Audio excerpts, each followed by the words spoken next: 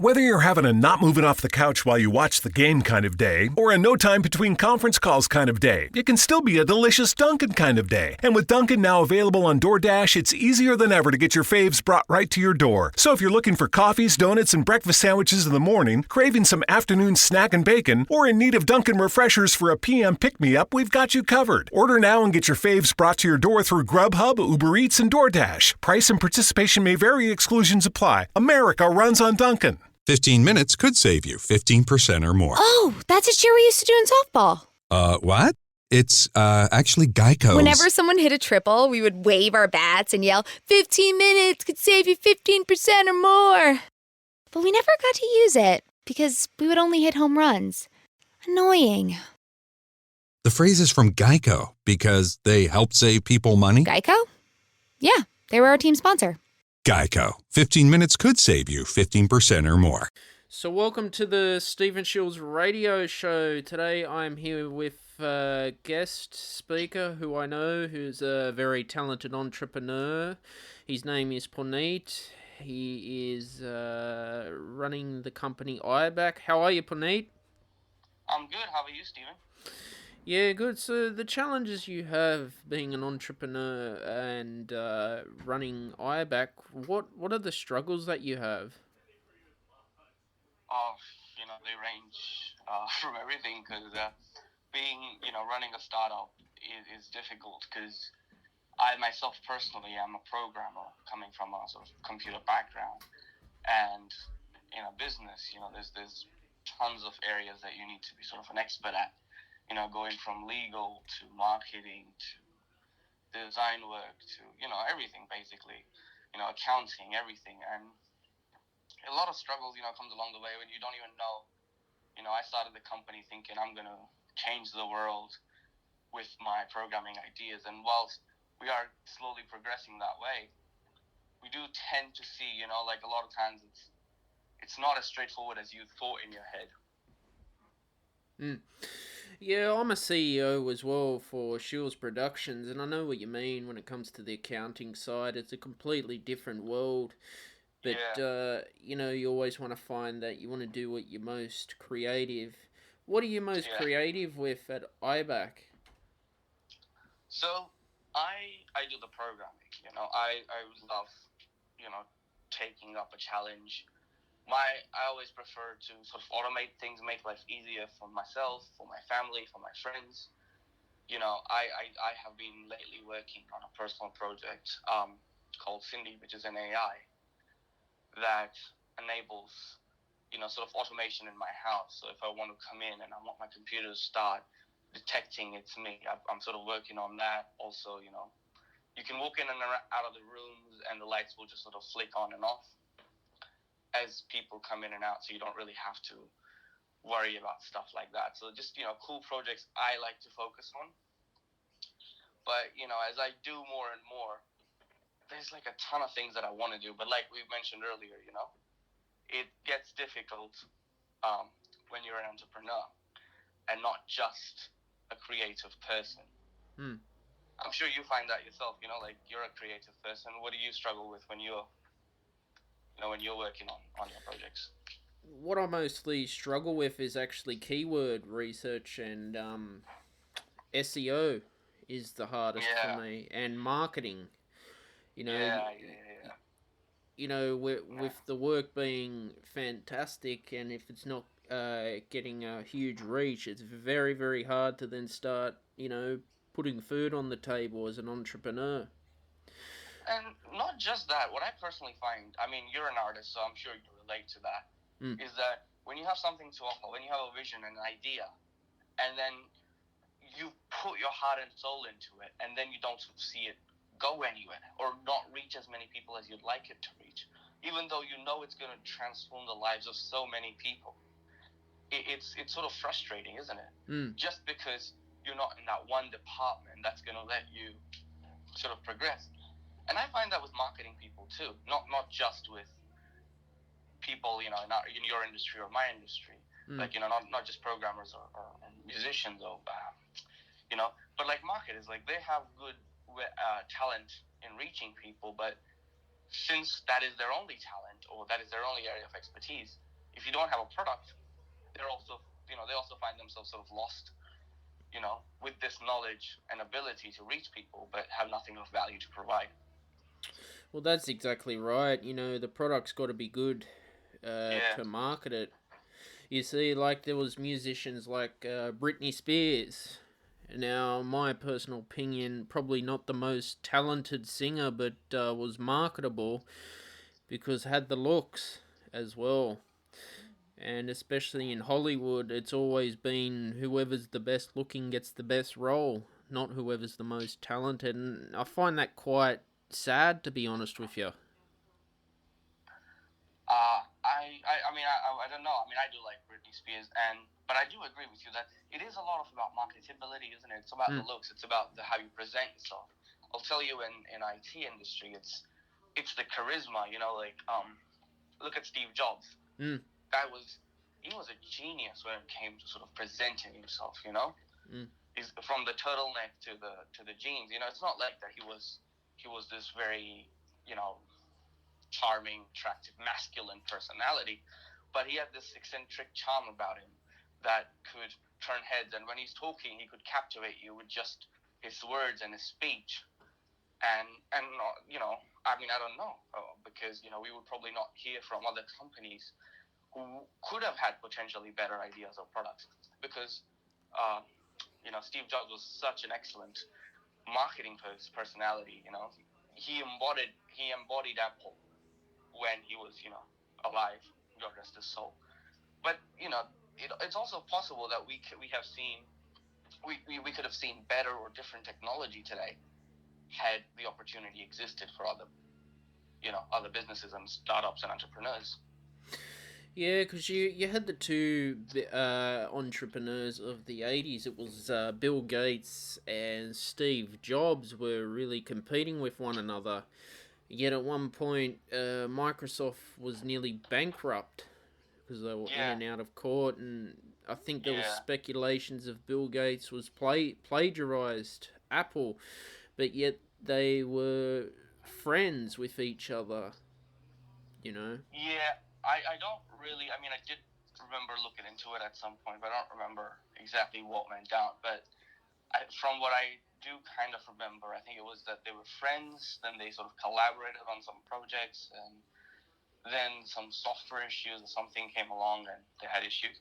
But not just that, it's, if you look at Windows and Apple, they're both operate great operating systems. I use them both for my business. No problems there. But it's possible that with more charismatic people out in the community, or more, like you say, marketing people, supporting the right talent, we could have had a lot more. We could have maybe accomplished a lot more. Like in my only industry, if I'm just looking around, I see some great software that were discontinued back in the 1970s that had, huge potential if they had gone down the path they were going. And we just look at art. We have people like Vincent van Gogh and stuff that died in infamy, and poor and mad, and all around the world, in fact. And then after their passing, we see that it comes out, and then we truly value the artist's skills and talents. It's a little sad, but I think there is a little silver line here, honestly, which is that back in that time, back in the 80s, before that, it was difficult to reach people. The media wasn't so readily available. Now we all have digital, phones, smartphones, TVs, computers, laptops, everything, which sort of enable us to have access to talent. I tell you what, 20 years ago, you were doing, I've heard your music, I like your music a lot, but 20 years ago, I would never even heard about you or met you. Yeah. And that is the difference that this sort of brings, Because back in that generation, there was no social media to be able to promote your work. It was, I think, done with flyers on street lights. No, exactly, yeah. Community boards. The newspaper, but, again, that's expensive advertising. Yeah. It was Yeah, it's different now. very, very expensive back then to advertise. Absolutely. But, as we see now in 2020 with Facebook, Instagram, Twitter, TikTok, it's, you can advertise for free, but then it comes, well, how do you reach people with the certain keywords and the SEO? And is the content good for people to stay engaged with it? Because Facebook's algorithms always changing all the time. Well, see, Stephen, with that, I like to tell people, clients and stuff, that you're right. It is difficult to keep up with it. Luckily, because of this openness and connectivity that the digital age brings us, we are finding ourselves in this unique opportunity where your music is incredible and you're a startup. So, perhaps another startup who is interested in your music can perhaps afford it. Now, if you were someone like, say, Beyonce, forget about it. I can't afford your royalties. If I want to use your music for anything that I'm building. But today, since you're a startup and I'm a startup, I can approach you and I can say, hey, I like what you're doing, and I would really like to use what you're composing, and there would be a reasonable price, a reasonable exchange. And I think that also goes for when it comes to marketing. So I tell that to my clients too. Or let's say you, in fact, you want to do SEO and everything. Startups in digital marketing space like iBack or others, they're doing a fantastic job of learning, because that's what we do. That's what these startups are doing. That's what they specialize in. And approaching them wouldn't blow the budget that much. Obviously, depends on who you go to and what you talk about. But I think this connectivity also lets the rest of us, assist each other and build a community. Before, it was really difficult, like you're Beyonce, and no one else can sort of compete. But look at Justin Bieber. He came from YouTube. Talented artist, got his platform, like got his crowd, got to his audience basically through a YouTube channel. And then look at him now. I think, startups, talented people have an opportunity and a medium provided by, the advancements in technology. Yeah, we don't hear too much about Justin Bieber anymore for some reason. But yeah, he started on YouTube. I guess he did have some talent as well that was able to get him to the top. Yeah.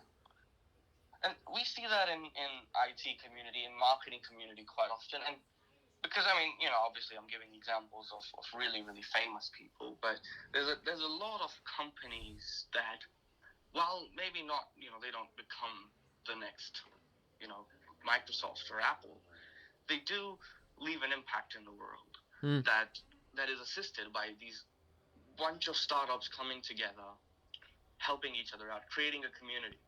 That's why I'm really always excited to work with startups, because it's we're helping each other and building a community, and that's why I sort of, I personally like to avoid using huge, like if a startup is providing me a service and another big brand is offering me the service, I prefer the startup, not because I have anything against the big brand, but if we don't help our own community, how will we build into a bigger community, or how will we, help sustain each other?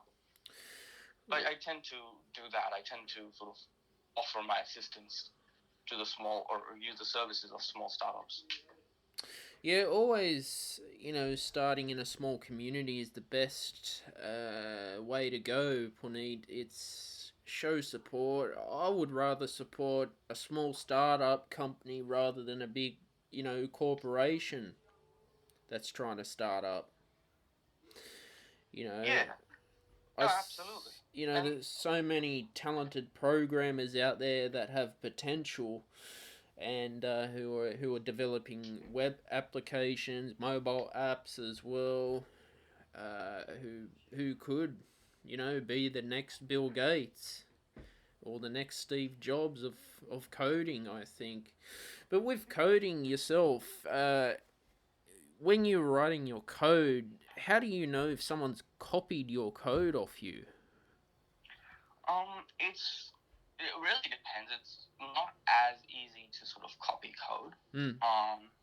And that's the thing that happens with websites a lot. Mm.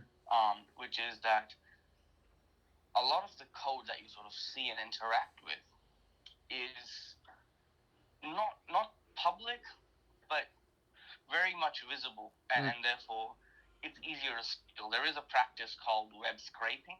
Yep. Which is basically people collecting data, amongst other things, from various websites. Mm. I don't know about the legality much of that, but someone was telling me the other day that it is, in fact, illegal to do web scraping. I don't know how true that is. Mm. But no, it is a thing. It is a practice that does happen sometimes, but for the security things or back-end stuff, which is where it's really important, that code is not as easy to steal. But it sort of comes with the territory. People do reverse engineer things, but I wouldn't worry too much about it, because it's sort of, it's like with your music industry. If I listen to your songs on YouTube and I download them and re-upload them, how much can you really stop? At a certain point, it's obsolete to try and stop me. Yeah, I've noticed that a lot. I've seen on YouTube of some bands that have had footage taken out from a movie and a fake account's uploaded it. Yeah. Now, as the content creator, you have all the rights and the power to take it, but I wonder how come, they don't bother taking it down, because it is stealing. It is stealing. There's no denying that, and that is precisely why I'm a big champion of creating what we call open source code and contributing to that. Yep. Which is basically the code is available, and it runs on community support. So if you like what I'm doing, you support me. If you don't like what I'm doing, okay, thank you.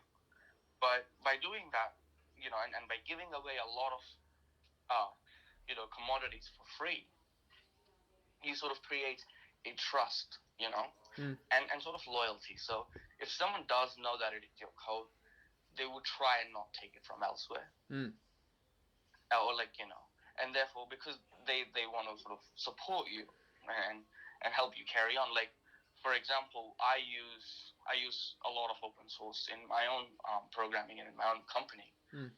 And by doing that, what it enables us to do is, help build that community. Because when we find flaws or bugs, we fix it, and we contact the developers and say, here's a fix for a particular issue that we discovered, and please make sure that the rest of the community gets it.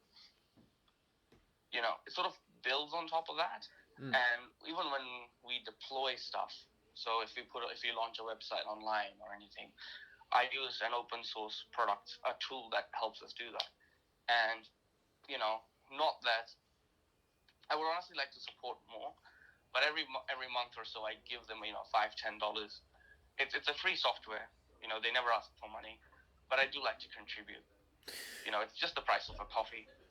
Yeah, because there's websites now with, I think it's called Stack Overflow. Yeah. Where you can look up free code to a problem and I think you can download it, can you, or copy and paste it? Yeah, Stack Overflow is basically more for programmers looking for programming solutions. And it's a great solution for lots of problems, because it's a community where, almost every question you will ever run into has been asked and answered. So it's a great place to sort of be. I have contributed to Stack Overflow answers and even questions, which helps if you come up there and you're like, hey, how do I do something? And you'll see that someone's already asked that and other people have answered it. And we also get to vote on how accurate the answer is or which answer worked for us. There's usually a few answers, and the one that gets the most votes, is the one that's most verified.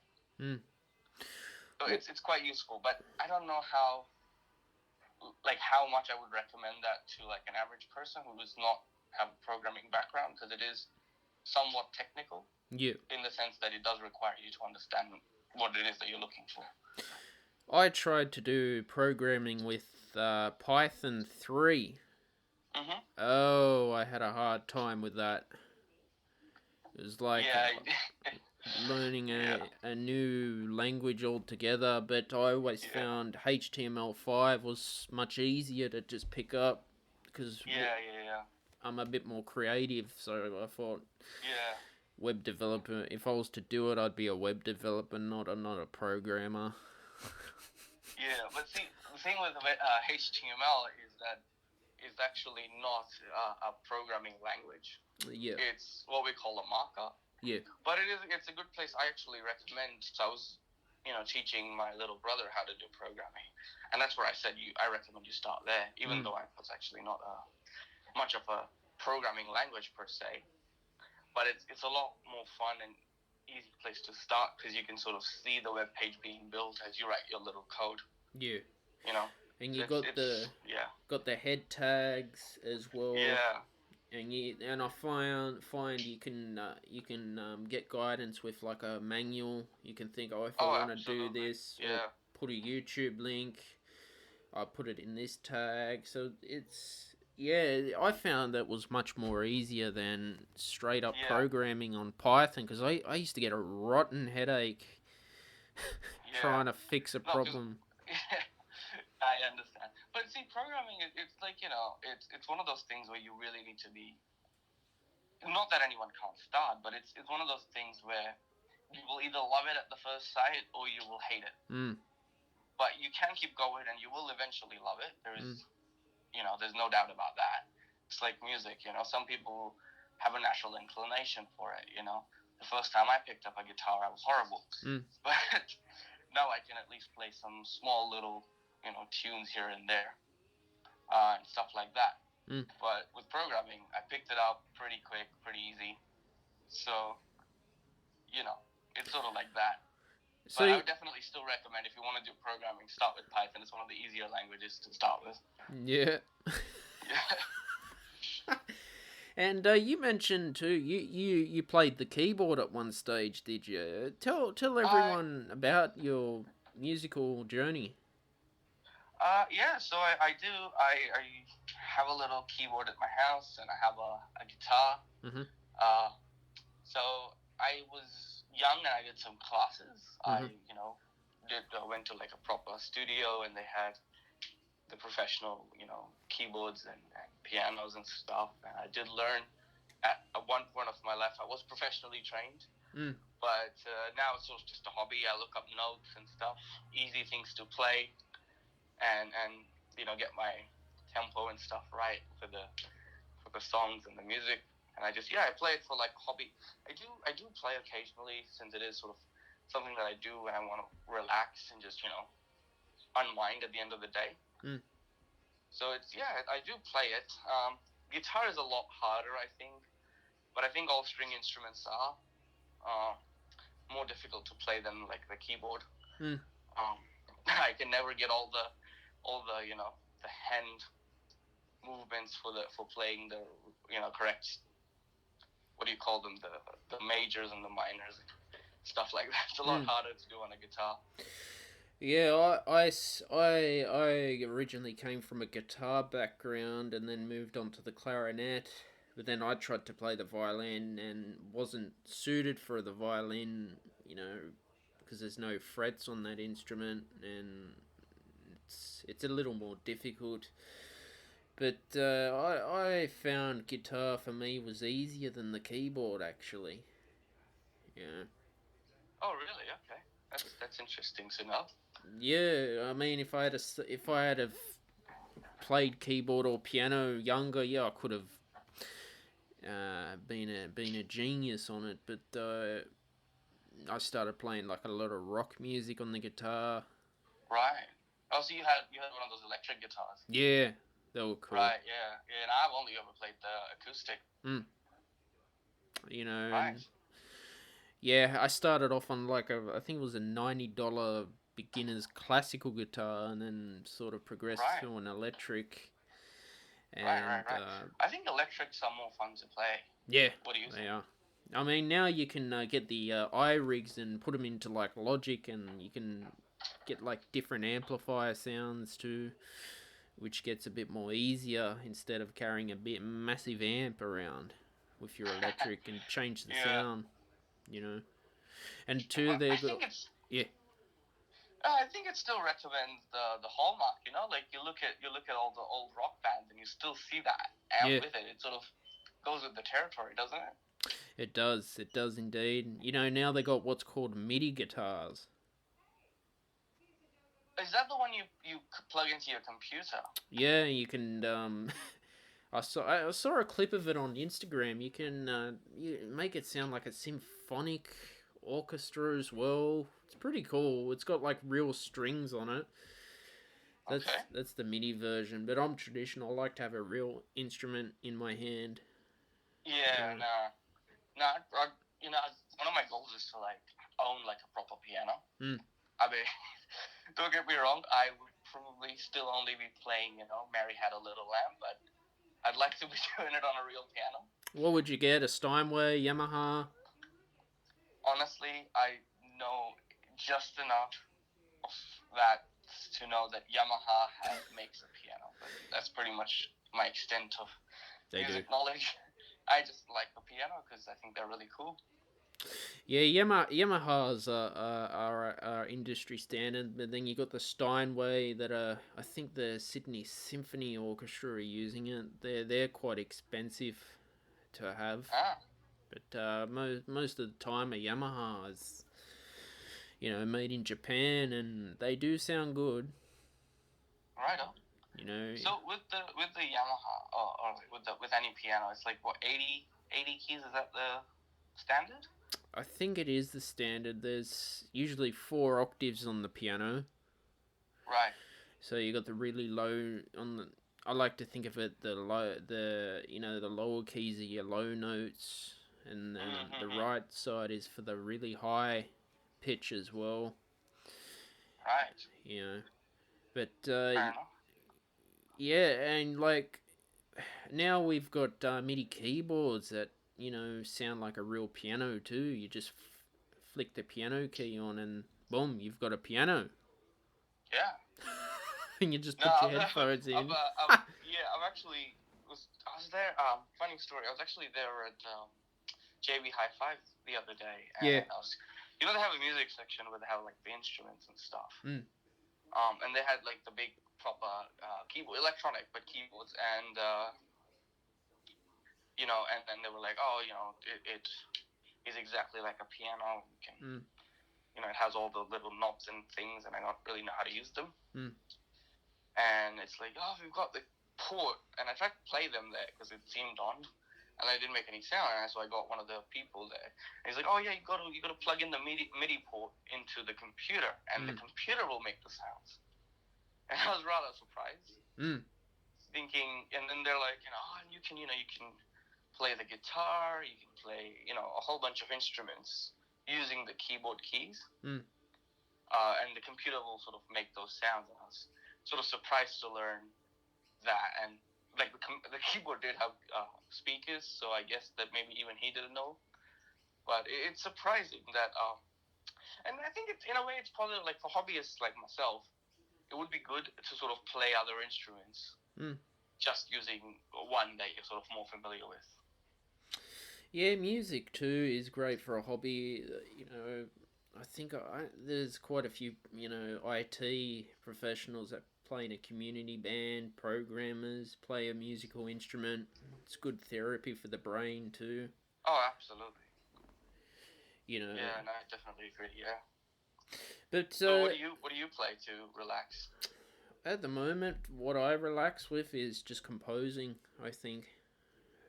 Writing for the orchestra and hearing it back and think, that sounds good. So that's what, Right. my sort of playing days are over. I'm more writing now. So I see. writing's a therapy for me, Uh-huh. you know.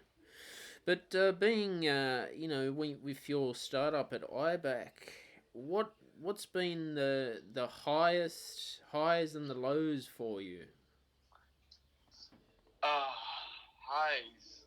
IBAC actually started as a tutorial sort of website, when I was enthusiastic about teaching programming, Mm.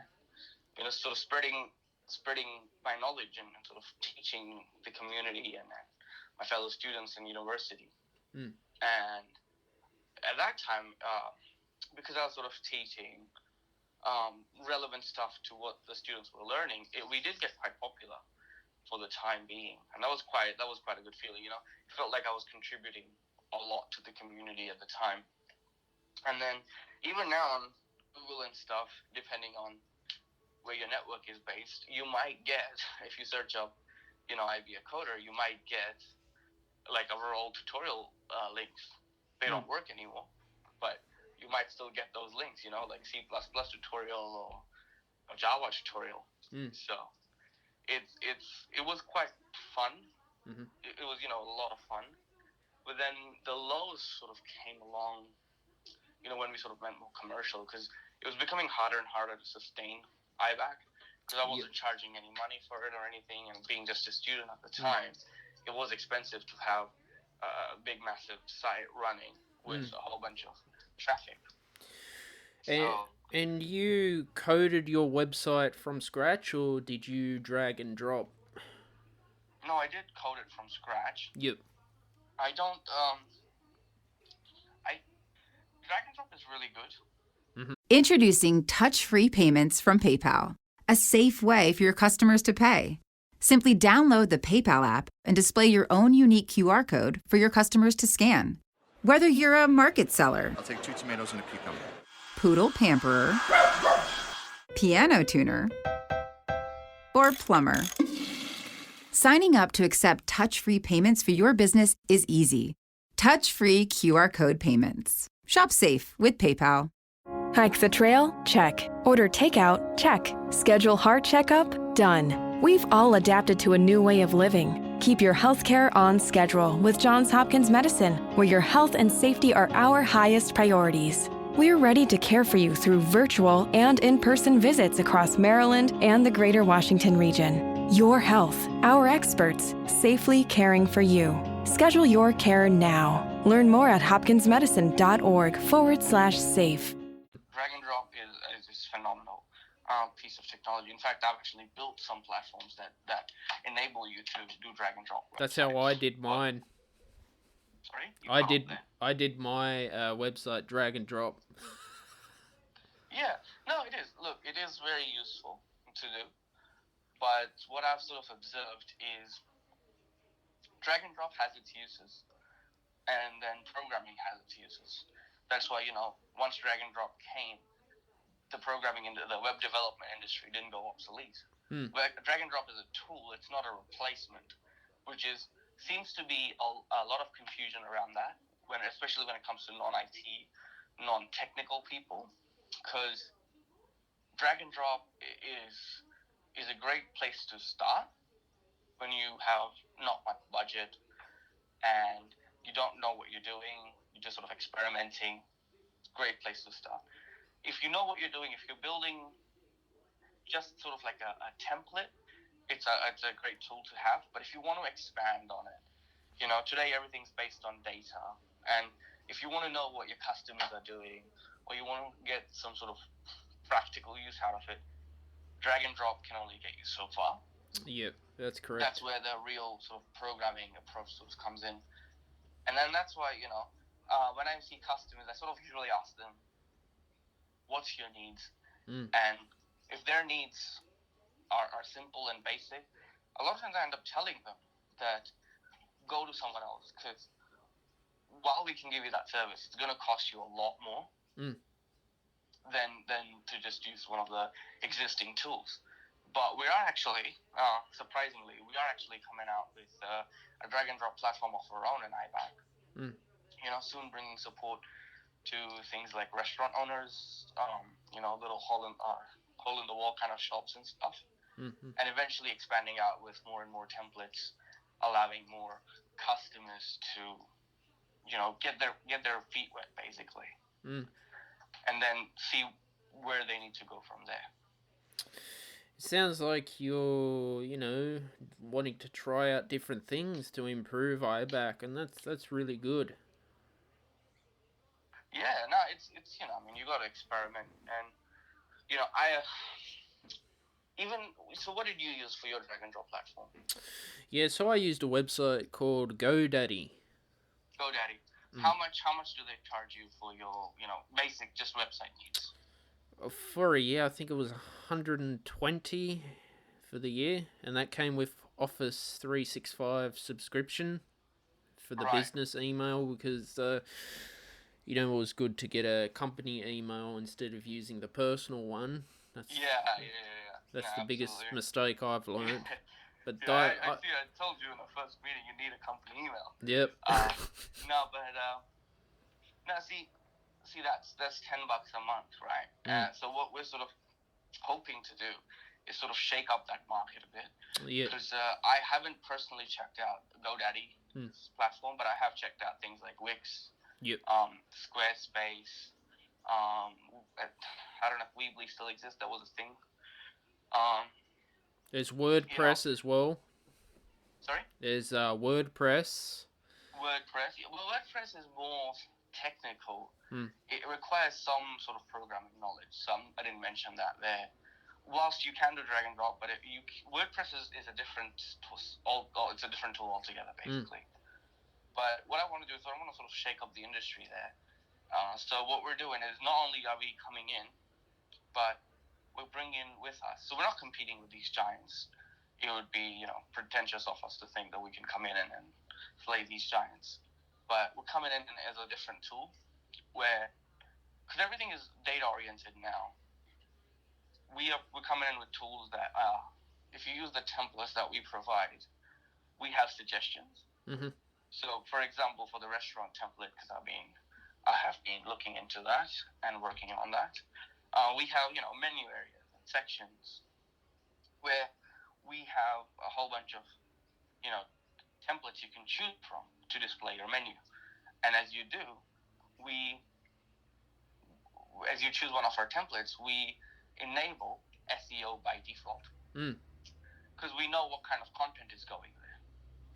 And so we've got all the keywords and all the things sort of coming in, filling in automatically, it doesn't replace the proper marketing experience, but it's better than anything I have observed in the industry so far. Yeah, I suppose web development's changed probably since the 80s, because back in the 80s, everything was coded from scratch. And there was no Google to look up a problem, and apparently, you had to figure stuff out on your own. Whereas now we can just go. At the time the hardware was really expensive. Yeah. So at the time, developers were really cheap. So we haven't actually. So our professor used to tell us, back in the day, you could, hire 10 developers for a year for the same price it would cost you to actually buy a new computer. So it was more economic to keep the old computer running for as long as possible. And now it's the other way around. Like paying a developer, you could get 10 computers. But that's just the hardware. That doesn't change the underlying problem, that if you need software development, a new piece of hardware isn't going to fix that. That's correct. But a lot of people seem to think that, just because I have these tools, even for iBack, as we are launching this new platform, we still very much provide to customers custom designs and custom development or SEO or marketing, because even though we're providing this service where SEO is going to be better, you're going to have things like data analysis to know who's coming to your site, marketing, and a whole bunch of things integrated, so you don't have to go in multiple places. It doesn't take away, from the problem that if what you require is a custom job or something specific, you won't find that built for you. Like Wix isn't built, or GoDaddy is not building your website for, their template for you. Their drag and drop is built as a general platform. It's not designed for you. Like iBaxting is a general platform. It's not designed for a specific person. Yeah, I suppose. When you want to expand, you need a proper, team. I suppose you're right about that, because that's what I'm looking at doing as Shiels Productions grows and we get more, bigger budget is looking at taking on a professional web developer to actually code the Shiels Productions website and put all the SEO in, and yeah, that's a long-term goal for my company to have. As well. Yeah, you also need, marketing. The programmer is not going to be... Programmer and marketing people are different, though. Which I actually see that, I'm glad you brought it up, because I do see that with a lot of customers that sort of come to me and they go, oh, you're a web development company. Why do you need to... when we mention marketing as an extra or a different expense to building their website, they sometimes tend to freak out. And then they go, well, we came to you, for you to take care of this. But then we have to explain to them that what we do is, so I'll tell you an example. I'll tell you a little story. I just recently talked to a customer in Melbourne, and he's thinking of getting a website for his kebab shop that he's opened. Yep. And he was talking to me, and he was saying, I need marketing, I need this, I need that. But he didn't understand why it is that he needed a website and everything else. I guess his friend told him that you need a website. So his impression or his idea in his head was, I'll come in and I'll get something that you can get on Wix from this person, so I don't have to, worry about Wix or GoDaddy. And he's talking to me and I'm telling him, what do you need? What are you looking for? And he's saying, I just need a website. Tell me the price for it. And so I sat him down and I had a little chat with him. I said, it's not how it works. What you require is, like, you have a kebab shop, right? So you have a physical store, right? Your business is not a billboard, right? What you're asking me is a billboard. That's fine. If you just want to do like an advertisement, that's totally okay. But know this, that is not going to make you any money. I look at a billboard, I can't buy something from the billboard. If I want to buy something, I need to go to a shop. Well, that's correct. That's what we need to provide. I mean, you see, there was recently AC/DC advertised in the Daily Telegraph as well, and there's companies like, Bingley, Harvey Norman, JB Hi-Fi have gone to that advertising in newspapers and, online. But in your opinion, what is working better, either online advertising or physical advertising? Maybe a marketing person might be a better person to equip with that answer, but I'll tell you what I've observed and what I've seen in my own industry. Yep. Let me ask you, do you read the paper? No. And that's true for a lot of the younger generations as well. The elderly do. The older generation do, that is absolutely right. But so that's what it depends on, isn't it? It's who's your audience? Who are you marketing to? Yep. A lot of people don't watch television, but my grandparents are living with me, and they watch the television. They're not that much interested in Netflix or all the other services that we use. Yeah. So for you, for example, if you wanted to reach the older generations, you're better off going to the television and those channels that play music all the time, ABC Classic, for example. Yeah, the old-fashioned way. Yeah, exactly. Because that's where that age group is going to be listening. They're not on Spotify. Then they don't know how to sign up. So it depends on who you are targeting and how you're going there. But many businesses, are typically only targeting the new generations, younger generation. And to get to them, we need to market where they are going to be. And not only do we need to market, there needs to be a strategy. Otherwise, you're just going to be throwing your money away. That's correct, and advertising can chew your budget as well. I've been there, done that. No, it's not just that. I'll tell you, it's a very serious problem in the industry I've actually seen. Yeah. Because a lot of people think because of these tools, like say Facebook advertising or Google advertising and stuff, because these tools are online and available for anyone to use. Everybody thinks that, I can do this. I don't need to get a professional, And then I like to tell them, why don't you do your whole internal plumbing or your own, why don't you build your own house? It's the same tool. Like you go to Bunnings, you'll find all the tools you need. But you're not a professional. That's it. You do your own plumbing, you're going to have a problem.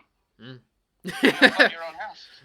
And that's the same thing with these things. It's you are going to invest your money, but since you don't really know what you're doing, you're going to be just throwing that money and giving it to Facebook and Google. We're going to try and help you, but they're tools built for professionals who know what they're doing. They're not tools built for just any average person. Yeah, and I think you're right about that, Punit. And these are some mistakes I've made at the start of my journey, especially with Shiels Productions, is, tried to advertise on Facebook. And so I've learned from my mistakes, and I'm, looking at getting a professional marketing person in the future, I would advise that don't get like a person, because paying someone full-time is expensive. Yeah. Just get like a firm that does all of that bundled for you. Yep. There's a ton of startups that we do it, but there's also like a ton of startups that do it too. Very affordable, and you only pay them for the hours they need to work. If you hire someone full-time, you got to pay them full-time. Yeah, see, with GoDaddy, they've actually got professional SEO freelancers, but you gotta pay extra for them, and they gotta write you a quote. Plus you're paying in American dollars, so it's gonna get more expensive. I get you. No, I actually, that's why I prefer the Australian stocks, because at least the currency rate is still the same. So when they tell me $5, I know it's 5 AUD. When compared to like other services that I get online, where I don't have an alternative but to go USD, it sometimes goes out of hand very quickly. The exchange rates and everything. And I've actually found SEO freelancers out there that some are charging like $300 an hour just for 1 hour's labor. And see, but that depends. It's it really depends on the quality. I've seen people charge $5 for it, but then you get what $5 gets you. And then I don't know about this individual, but 300 seems a little steep. But I'm sure that if they know what they're doing, that it's definitely worth it. But I usually tell that's why I like to talk to startups, entrepreneurs, really sit them down, explain to them what's going on, and understand if I can help them, and if I cannot help them, then I point them to the guy who can. And if I can, some people have this idea that the more I spend in marketing, the quicker I'll get a return, or the quicker I'll start, my business, or I'll start getting my audience. But it's not that simple. It's sort of like it's like growing a tree. You can drown the seed in a glass of water, but that won't grow it. That will just kill it. You need to nurture it with time and effort. Yeah, it is very time consuming. I mean, a lot of big musicians like Hans Zimmer, Metallica, they got a marketing team for them and promoters. But they take a fair bit out of the budget, but they're able to reach thousands of people across the world. So advertising in the music industry's changed a lot too. It was at one stage it was all billboard and word of mouth. Now it's gone Facebook, Twitter. I remember growing up in India, that used to be the case. Yeah. Billboards were the norm. Even in Australia, I was in primary, Mm. and I remember seeing billboards and newspapers were still a thing, even though mobiles existed, but they were not smartphones, No. So that was a thing. But now with this, it's you've got to compete with the, with the giants, and you got to go where your customers are. Honestly. Well, that's exactly right. But luckily, right. it's cheaper than billboards, because I remember, because my uncle, he's in the marketing business in India, and he has billboards and an app platform and other stuff, and I know that how much he used to charge. I think, if I say in AUD, I think it was something like $200, $300 a day for the billboard. Mm. Something like that. So to me, that's a lot of price to pay for just a day. Mm. And you typically have to book it for like a week or a month or something like that.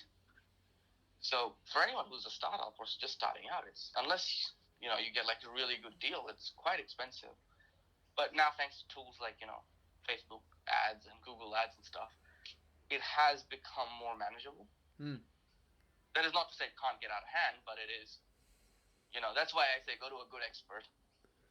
Who's going to sit you down with no expectations and going to explain to you what your budget needs to be.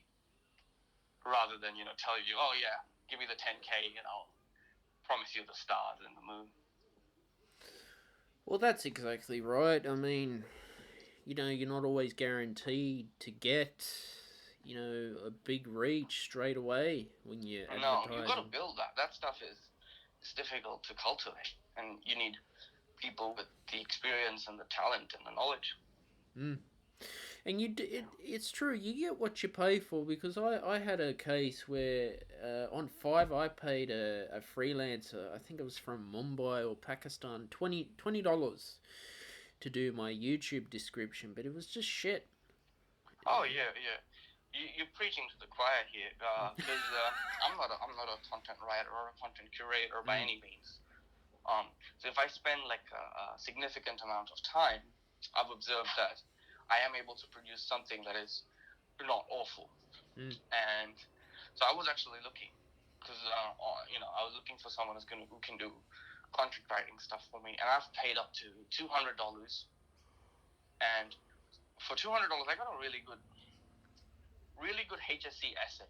That's what I got. Look, I mean, I'll tell you what, the value was, the information was there, but it wasn't engaging.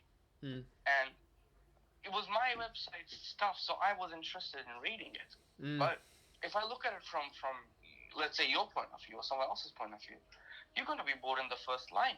Mm. It starts with heavy words that don't need to be there. Like, I had to look up 3 words in the first sentence to know what they were saying. And when you look at that, and then you're like, and then I actually sent that back to the guy, and I said, well, this reads like an essay. I need it to be engaging. People who don't have a technical background need to understand what it means. Yeah. And he gave me another version, which was pretty much the same thing, just reorganized. Mm. And it's hard to find good quality work. I know. Especially with freelancers, because look, I've found some good freelancers. So I don't want to diss them, but when you don't find the good ones, it can be quite frustrating. That's why I prefer going to, agencies and startups within Australia, because they're physical, and if you get ripped off, you have the legal system. That is correct. I mean, what's the difference between hiring a freelancer versus having someone full-time doing the same job for you? The only time you need someone full-time is, if you have work for them full-time. Yeah.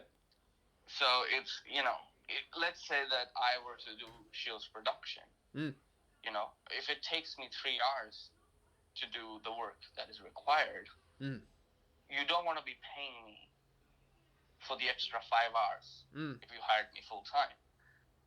And so I have nothing to do. You have an employee that's just sitting there that you can't really be angry yet because he has nothing to do because you have no work for him. Yep. But hiring like an agency or something, because they have multiple clients, they don't mind billing you just for the 3 hours because they can bill the other clients for the rest of the time. Yeah, and they can work, say, on you for 3 hours a week as well. Exactly right. Yeah, which is what we do here at IBAC. You know, and I've actually had a customer. So it was a boyfriend of a friend of mine, and he came along and he had so he was dealing with Yu-Gi-Oh cards. Right, and selling them and buying them, and it was quite interesting to see that sort of world. It was almost like the stock market, and you know, he was telling me that he has. That's why I get the figure, you know, 10 grand. He was saying he wants to drop 10 grand on a website and never have to look at it again. And I said, you're building a platform, you're building a store, you know, and like a physical store, you have to keep it clean, you know.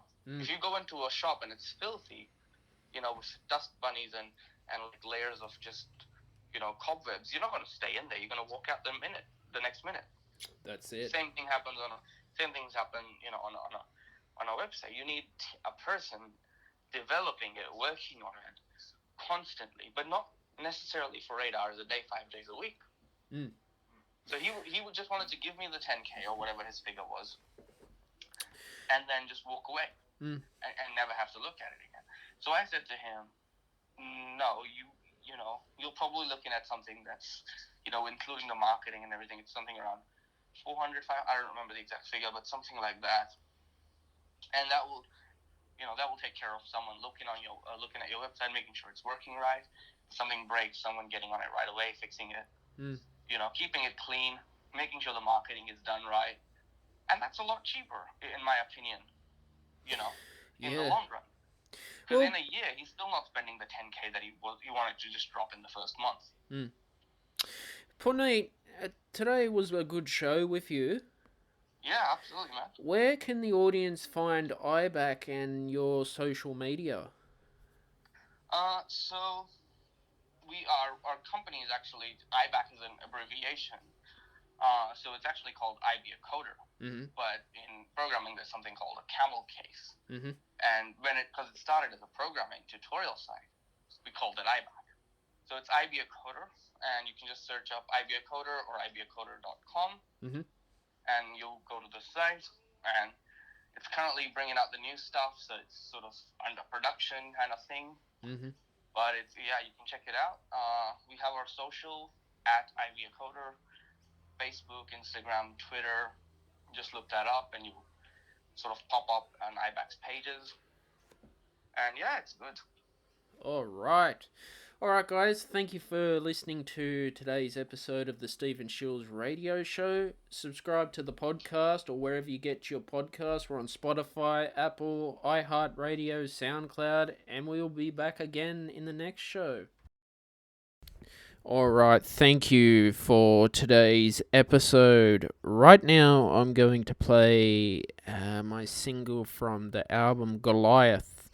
This is an electronic piece that I composed for a film, television, or video game.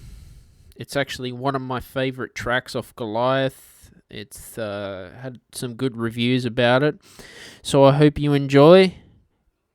And remember, turn the notifications on, guys, so you get notified when the podcast is out on wherever you get it. I'm out pretty much on Apple Podcasts, Spotify, iHeartRadio. I think I'm on Stitcher, SoundCloud as well. And cheers, everyone. Stay cool, stay safe.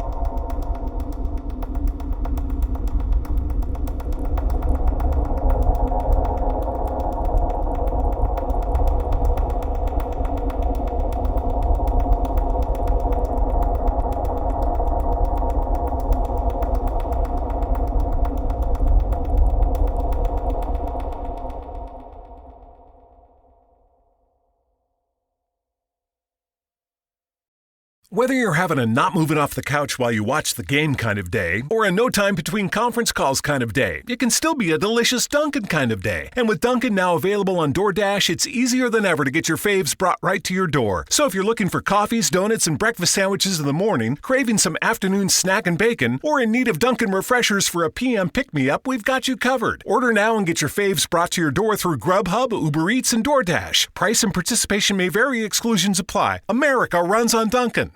Hike the trail? Check. Order takeout? Check. Schedule heart checkup? Done. We've all adapted to a new way of living. Keep your healthcare on schedule with Johns Hopkins Medicine, where your health and safety are our highest priorities. We're ready to care for you through virtual and in-person visits across Maryland and the greater Washington region. Your health, our experts, safely caring for you. Schedule your care now. Learn more at hopkinsmedicine.org/safe.